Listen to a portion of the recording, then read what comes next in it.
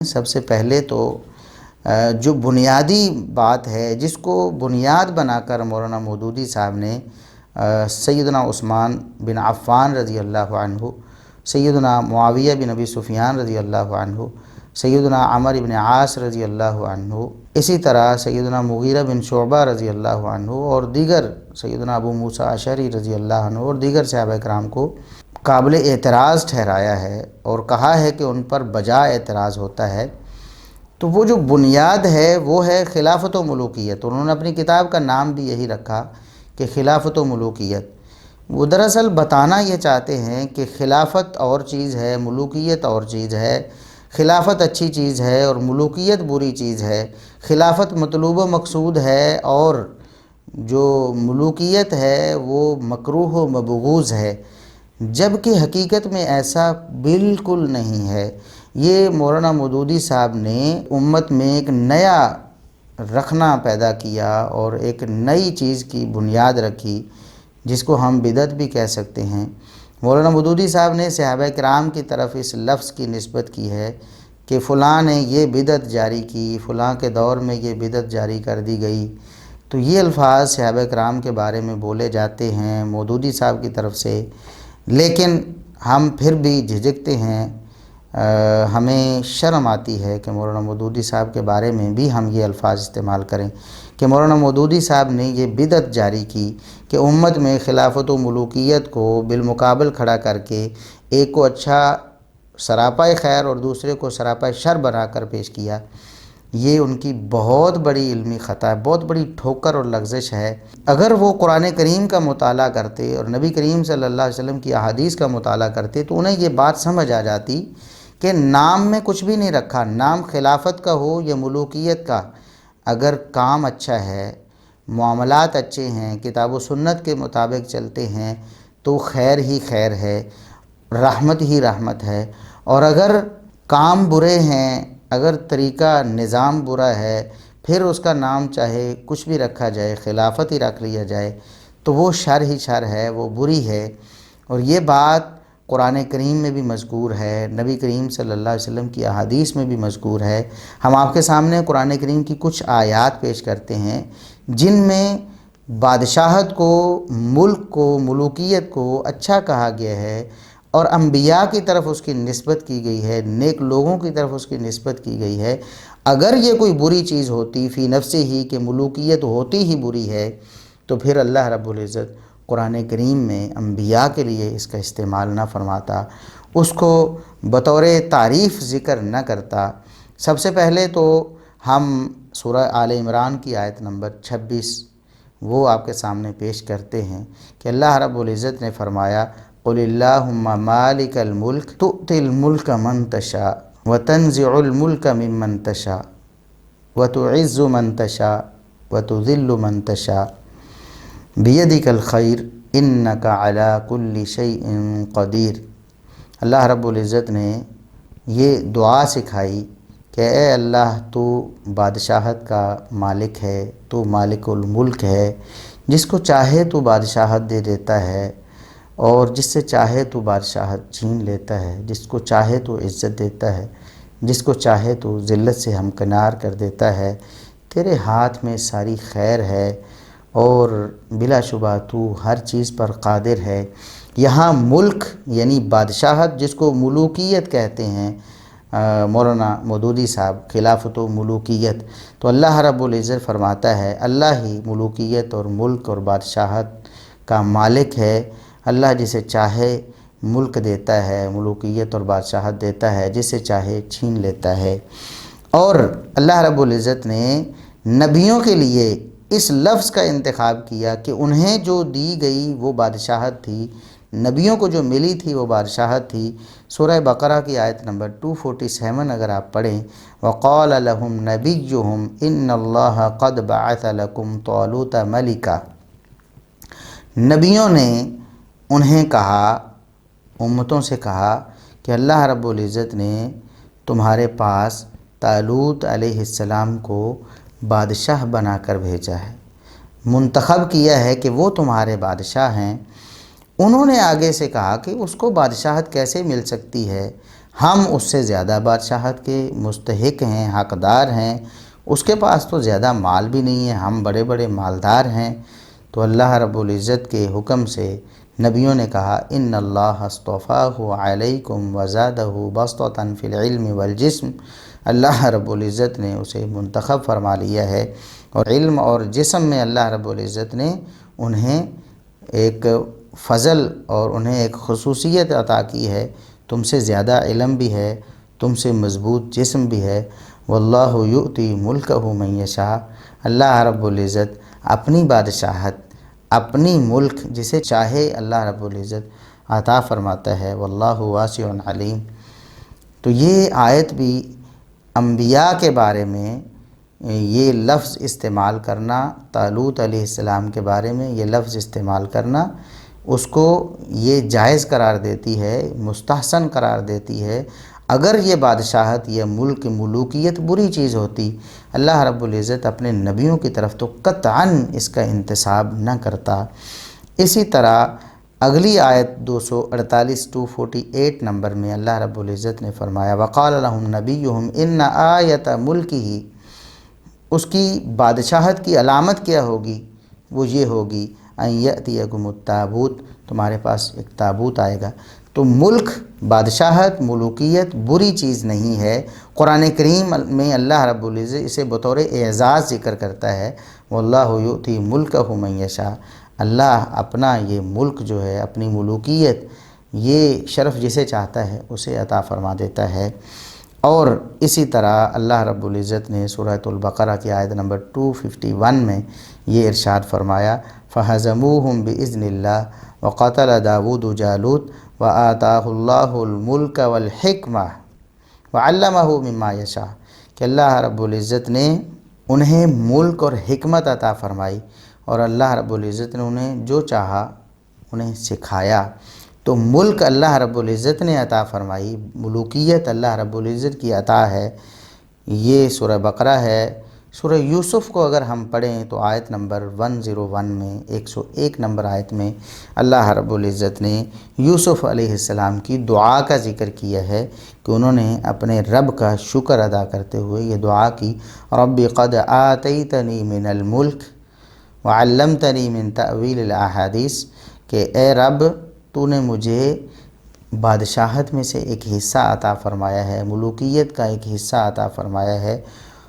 تو یہ اللہ رب العزت نے انبیاء کے لیے لفظ استعمال کیا، ملک اور ملوکیت کا، بادشاہت کا۔ اگر یہ لفظ برا ہوتا، قطعاً اللہ رب العزت اس برے لفظ کو، اگر یہ برا ہوتا تو انبیاء کے لیے اور اپنے نیک بندوں کے لیے کبھی بطور اعزاز استعمال نہ فرماتا۔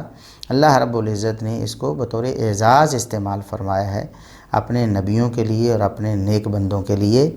اب ہم حدیث کی طرف آتے ہیں۔ ہمارا جو دعویٰ تھا کہ ملک اور خلافت، ملوکیت اور خلافت میں کوئی فرق نہیں ہے، دونوں ایک دوسرے کے ہم معنی ہیں، دونوں ایک دوسرے کے معنی میں استعمال ہوتے رہتے ہیں، اور اگر بری ہے تو خلافت بھی بری ہو سکتی ہے، برا ہے تو خلیفہ جسے کہا جاتا ہے وہ بھی برا ہو سکتا ہے، اور اچھا ہے تو اگر وہ بادشاہ ہے تو وہ بھی اچھا ہو سکتا ہے، وہ ملوکیت کا حامل ہے اس کے لیے ملوکیت کا لفظ استعمال ہوتا ہے تب بھی اچھا ہو سکتا ہے۔ اس کے لیے ہم آپ کو ایک حدیث سناتے ہیں جو صحیح ابن حبان میں ہے۔ سیدنا ابو ہریرہ رضی اللہ عنہ راوی ہیں کہ رسول اللہ صلی اللہ علیہ وسلم نے فرمایا سیکون من بعدی خلفاء، میرے بعد خلیفہ ہوں گے، خلفاء ہوں گے، کئی خلفاء ایسے ہوں گے یعملون بما یعلمون، وہ اپنے علم کے مطابق عمل کرتے ہوں گے، یعنی جو قرآن و سنت کا علم ان کے پاس ہے اس پر عمل کرتے ہوں گے، وَيَفْعَلُونَ مَا يُؤْمَرُونَ، اور جو انہیں حکم دیا گیا اس کو وہ بجا لاتے ہوں گے، یعنی اللہ کے احکامات پر عمل کرتے ہوں گے۔ وَسَيَكُونُ مِن بَعْدِهِمْ خُلَفَاءُ، اور ان کے بعد کچھ ایسے خلفاء ہوں گے یعملون ما لا یعلمون، بغیر علم کے عمل کرتے ہوں گے، جہالت پر مبنی افعال سر انجام دیتے ہوں گے، وَيَفْعَلُونَ مَا لَا يُؤْمَرُونَ، اور جس چیز کا اللہ رب العزت کی طرف سے حکم نہیں دیا جاتا وہ کرتے ہوں گے، یعنی کہ گناہ کے کاموں میں ملوث ہوں گے۔ فَمَنْ أَنْكَرَ بَرِیئَ، جو خلفاء کے اس عمل پر اس کو برا سمجھے گا، اس پر نکیر کرے گا، وہ اس سے بری ہو جائے گا۔ ومن امسک سلیما، اور جو ان کے ان برے احکامات سے دور رہے گا، رک جائے گا ان پر عمل کرنے سے، سلامت رہے گا۔ ولیکن من رضی وتابع، لیکن ان خلفاء لفظ یاد رکھیں، خلفاء کی بات پہ جو راضی ہو گیا اور جو ان کے پیچھے چل گیا وہ ہلاک و برباد ہو جائے گا۔ یہ خلفاء کی بات ہو رہی ہے۔ ایک ہی حدیث میں نبی کریم صلی اللہ علیہ وسلم فرما رہے ہیں میرے بعد کچھ خلفاء اچھے ہوں گے اور کچھ خلفاء برے ہوں گے۔ تو خلافت ایسا لفظ نہیں ہے کہ آپ نے جس کے ماتھے پہ ٹانک دیا وہ اچھا ہی اچھا ہو گیا، اور جس سے آپ نے وہ لفظ چھین لیا وہ برا ہی برا ہو گیا، یا جس پر لفظ ملوکیت بول دیا گیا وہ برا ہو گیا۔ یہ بات قطعاً غلط ہے۔ یہی سب سے بڑی ٹھوکر ہے جو مولانا مودودی صاحب کو لگی ہے۔ یہ حدیث صحیح ابن حبان میں ہے، لیکن اس حدیث میں امام زہری رحمۃ اللہ علیہ سماع کی تصریح نہیں کر رہے ہیں۔ انہوں نے سماع کی تصریح ایک دوسری حدیث میں کی۔ یہی حدیث ہے، سیدنا ابو ہریرہ رضی اللہ عنہ ہی راوی ہیں۔ ایک دوسری سند ہے جو امالی ابی الحسین ابن بشران میں موجود ہے 14 نمبر پہ، اور اس میں امام زہری کہتے ہیں حدثنی ابو سلمۃ قال حدثنی ابو ہریرہ قال قال رسول اللہ صلی اللہ علیہ وسلم، الفاظ یہی ہیں، یکون بعدی خلفاء، میرے بعد کچھ خلفاء ایسے ہوں گے جو اچھے کام کرتے ہوں گے، وسیکون بعدہم خلفاء، ان کے بعد پھر کچھ ایسے خلفاء ہوں گے جو برے کام کرتے ہوں گے۔ باقی ساری حدیث وہی ہے، مفہوم بھی وہی ہے، الفاظ بھی ملتے جلتے ہیں۔ تو کیا پتہ چلا کہ خلفاء اچھے بھی ہو سکتے ہیں، خلفاء برے بھی ہو سکتے ہیں۔ یہ حدیث اگر کوئی شخص سمجھ لے اس کی بہت بڑی جہالت دور ہو جائے گی، بہت بڑی ٹھوکر سے وہ بچ جائے گا۔ اسی طرح ایک اور حدیث ہے جو مسند البزار میں ہے، مسند البزار میں 3829 نمبر پہ، اور راوی ہیں سیدنا سفینہ رضی اللہ عنہ۔ سیدنا سفینہ رضی اللہ عنہ کی ایک حدیث جس کو ہم آگے ڈسکس کرنے والے ہیں، اس کو پیش کر کے بعض لوگ بہت زیادہ اچھلتے ہیں اور صحابہ کرام رضوان اللہ علیہ مجمعین کے خلاف اسے دلیل بنانے کی کوشش کرتے ہیں، حالانکہ وہ دلیل بنتی نہیں ہے۔ اس کو ہم آگے ڈسکس کرنے والے ہیں، لیکن ابھی سیدنا سفینہ رضی اللہ عنہ ہی کی بیان کردہ حدیث ہے کہ ایک شخص نے رسول اللہ صلی اللہ علیہ وسلم سے عرض کیا، رأیت کأن میزانا دلی من السماء، میں نے خواب میں دیکھا کہ ایک ترازو جو ہے وہ آسمان سے نیچے لٹکایا گیا، فوزنت بأبی بکر فرجحت بأبی بکر، آپ کا وزن ابو بکر صدیق رضی اللہ عنہ سے کیا گیا تو آپ کا وزن ابو بکر صدیق رضی اللہ عنہ سے بھاری ہو گیا، آپ بھاری ہو گئے۔ پھر ثم وزن ابو بکر بعمر، پھر سیدنا ابو بکر رضی اللہ عنہ کا وزن سیدنا عمر رضی اللہ عنہ سے کیا گیا، فرجح ابو بکر بعمر، تو ابو بکر صدیق رضی اللہ عنہ کا وزن عمر فاروق رضی اللہ عنہ سے زیادہ ہو گیا، ثم وزن عمر بعثمان فرجح عمر بعثمان، پھر سیدنا عمر رضی اللہ عنہ کا وزن سیدنا عثمان رضی اللہ عنہ سے کیا گیا تو سیدنا عمر رضی اللہ عنہ بھاری ہوئے سیدنا عثمان رضی اللہ عنہ کے مقابلے میں، ثم رفع المیزان، پھر ترازو اٹھا لیا گیا۔ جب یہ خواب بیان کیا ایک شخص نے رسول اللہ صلی اللہ علیہ وسلم کے سامنے، تو آپ صلی اللہ علیہ وسلم نے اس کی تعبیر کی۔ کیا تعبیر کی؟ فرمایا خلافت نبوت، یہ نبوت والی خلافت ہے، یعنی ابو بکر، عمر، عثمان رضی اللہ عنہم یہ نبوت والی خلافت پر ہوں گے، انہیں نبوت والی خلافت ملے گی۔ ثم یؤتی اللہ الملک من یشاء، پھر اللہ رب العزت بادشاہت جسے چاہے عطا فرما دے گا۔ یہ ملک، ملوکیت، بادشاہت، یہ لفظ کس لیے استعمال ہوا اس حدیث میں؟ سیدنا علی بن ابی طالب رضی اللہ عنہ کے لیے، جو خلیفہ راشد ہیں مسلمانوں کے، چوتھے خلیفہ ہیں، لیکن رسول اللہ صلی اللہ علیہ وسلم کی زبانی ان کے لیے لفظ کیا استعمال ہوتا ہے؟ حدیث بالکل صحیح ہے، اور الفاظ رسول اللہ صلی اللہ علیہ وسلم کے یہ ہیں کہ اللہ رب العزت بادشاہت، ملوکیت جسے چاہتا ہے دے دیتا ہے۔ دیکھیں خلافت کا لفظ ہے اور ملوکیت کا لفظ ہے، دونوں ہم معنی ہیں۔ اگر کوئی شخص اس حدیث سے یہ استدلال کرنے کی کوشش کرے کہ دیکھیں خلافت جو ہے، خلافت راشدہ، وہ سیدنا عثمان بن عفان رضی اللہ عنہ پہ ختم ہو گئی تھی، سیدنا علی رضی اللہ عنہ خلیفہ راشد نہیں تھے، نعوذ باللہ ثم نعوذ باللہ، ایسا بندہ نہ صرف جاہل ہے بلکہ گمراہ ہے، بلکہ اللہ کے رسول صلی اللہ علیہ وسلم کی احادیث کا بھی منکر ہے، کیونکہ سب احادیث کو ملا کر دیکھا جاتا ہے، یہاں ملک اور ملوکیت کا لفظ خلافت ہی کے لیے استعمال ہوا ہے، ان دونوں الفاظ میں کوئی تصادم اور کوئی تضاد نہیں ہے، ورنہ رسول اللہ صلی اللہ علیہ وسلم پہلے تینوں کے لیے خلافت اور پھر اگلے چوتھے سیدنا علی رضی اللہ عنہ کے لیے ملوکیت کا لفظ کبھی نہ بولتے۔ کوئی اس لفظ میں حرج نہیں ہے۔ پتہ نہیں کیسے کسی شخص کے ذہن میں یہ بات آ گئی، قرآن و سنت کا مطالعہ کیے بغیر ہی اس نے یہ ایک مقدمہ کھڑا کر لیا کہ خلافت اچھی اور ملوکیت بری ہوتی ہے۔ ایسا قطعاً نہیں ہے۔ آپ کے سامنے قرآن و سنت کے دلائل سے یہ بات ثابت کر دی گئی ہے کہ خلافت اور ملوکیت میں کوئی فرق نہیں، خلافت بولیں ملوکیت بولیں ایک ہی چیز ہے۔ دیکھیں خلافت بھی اچھی ہے، ملوکیت بھی اچھی ہے۔ سیدنا علی رضی اللہ عنہ کی ملوکیت کا ذکر آیا تو ہم کہتے ہیں وہ خلافت ہی ہے، اچھی ہی اچھی ہے، اس میں خیر ہی خیر ہے، کوئی شر نہیں۔